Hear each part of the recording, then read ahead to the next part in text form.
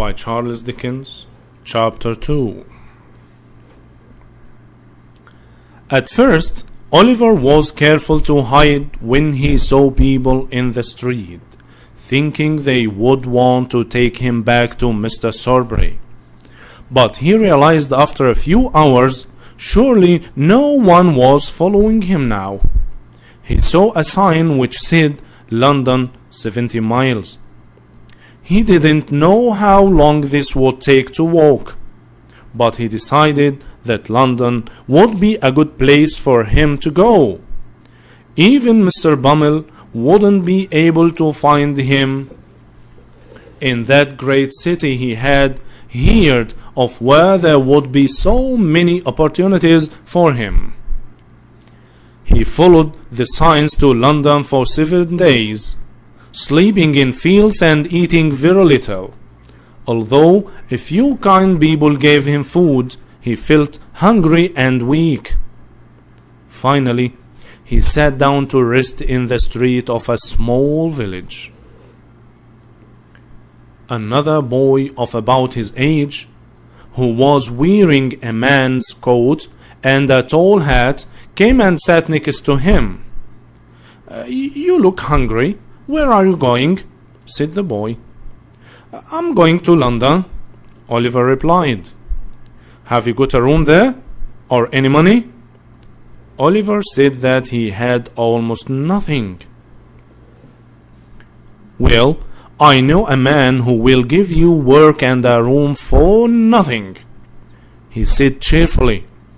My name is Jack Dawkins, he continued, although my friends call me the Artful Dodger. Jack seemed to be kind. He bought Oliver a meal and then said he could show him the way to London, but only when it was dark. It wasn't too far to London, but it wasn't what Oliver had expected. Jack took Oliver through streets that were poorer and dirtier than he had ever seen, and he thought perhaps he should run away again. Then they arrived in front of an old house, and when Jack called out, a door opened and they went inside. Jack led him to a large and dark back room with a fire in one corner. Next to the fire, an ugly old man with red hair was cooking something in a big pan. Four or five boys sat on old beds around the fire. This is Oliver, said Jack. At once, the boys stood up and began to take Oliver's a few things from him. The old man laughed. I am Fagin, he said. Sit down and have some food. Oliver sat by the fire and ate. Then, before he knew it, he fell asleep. When he woke up, the room was quiet. He saw Fagin sitting at a table taking some things out of a wooden box. He looked carefully at a gold watch and some expensive jewelry.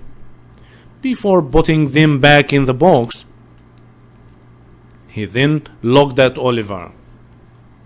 When he saw that Oliver was awake, he jumped up and quickly closed the wooden box. What did you see?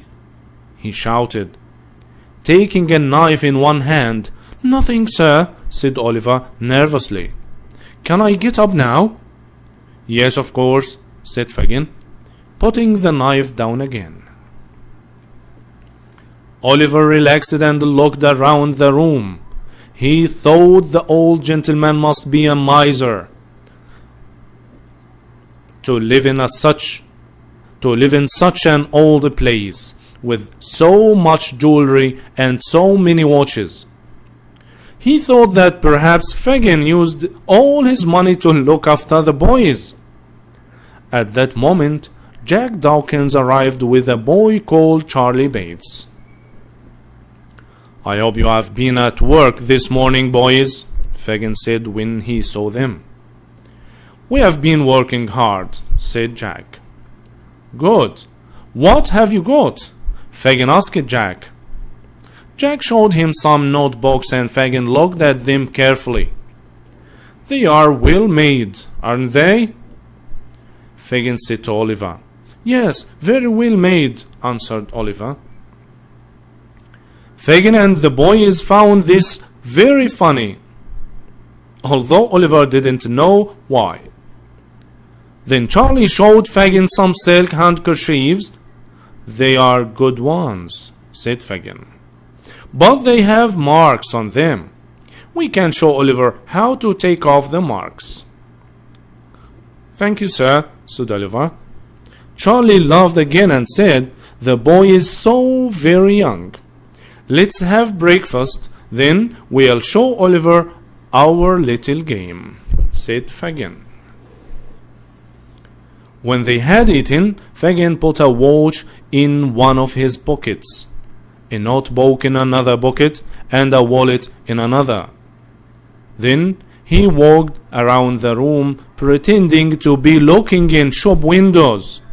Oliver thought that this game was very funny. Jack and Charlie then walked very close to Fagin, and without Oliver realizing it, they suddenly had the watch, the notebook, and the wallet in their hands. Very good, said Fagin. Now you try, Oliver. Oliver walked behind Fagin and took a handkerchief from his pocket. Has it gone? Said Fagin. Well done, I felt nothing, he cried. You are a clever boy. You'll be as successful as the Artful Dodger. Oliver didn't understand how taking handkerchiefs could make you successful, but because the old man was kind and gave him food, he didn't question his advice. After a few days of practicing the game, Fagin told Oliver that he was ready to go out into the streets of London with Charlie and the Artful Dodger. A few hours later, Oliver found himself in a strange London street with his two new friends. The Artful Dodger pointed to a gentleman who was reading a book outside a bookshop. Look, he will do, he said to Charlie. Oliver watched as the boys walked quietly. Oliver watched as the two boys walked quietly behind the gentleman and carefully took a handkerchief from his pocket.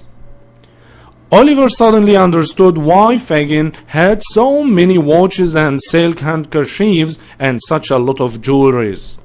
The boys were thieves. Before he knew what was happening, the gentleman turned round and called out, "Stop thief! Stop thief!" Oliver started to run away, but now everyone in the street was pointing at him and calling, "Stop him! He is a thief! Stop him! He is a thief!" Suddenly, Oliver fell over and a crowd of people stood all around him. "Is this the boy?" Someone called. "Yes, that's him." Oliver saw the gentleman looking down at him. "The poor boy is hurt," the man said. At that moment, a policeman arrived and told Oliver to stand up. "It wasn't me! It wasn't me!" cried Oliver. "Oh, yes, it was," called the policeman, who led Oliver roughly down the street. The crowd of people and the gentleman followed the policeman down to the police station. "I don't think he did it," said the gentleman as Oliver was locked in a room. "Don't worry, sir," said the police officer. "A magistrate will see him soon. He will decide." The gentleman, who was called Mr. Brownlow, was puzzled. Where had he seen the boy before? A little while later, Oliver was called to see the magistrate. When the magistrate heard what had happened, it was quickly decided that Oliver should go to prison. On hearing the news, Oliver felt ill and fainted. He was carried out of the room. The magistrate was going to send everyone home when the owner of the bookshop suddenly appeared. "It wasn't that boy.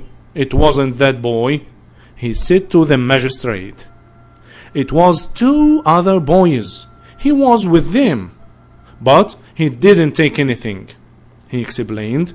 I saw the other boys running away." "Why didn't you tell this before?" called the magistrate.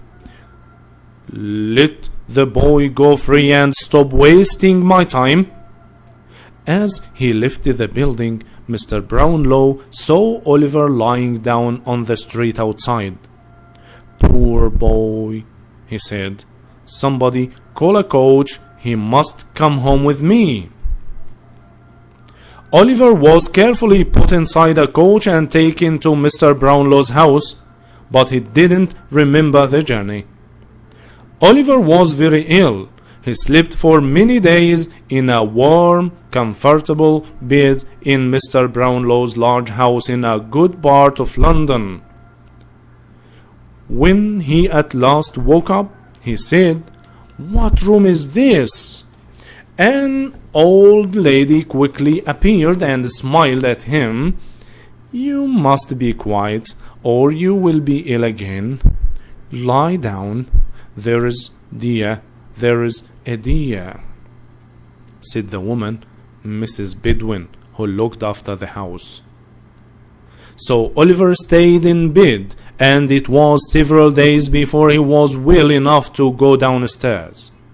He walked slowly into a beautiful room and saw Mr. Brownlow smiling at him. "You look a little better," said Mr. Brownlow. Then he looked puzzled again. "But what is this? Look there." He pointed to a painting of a pretty woman on the wall above Oliver's head. Oliver was amazed. He could see that the eyes, the head, and the mouth were almost the same as his own.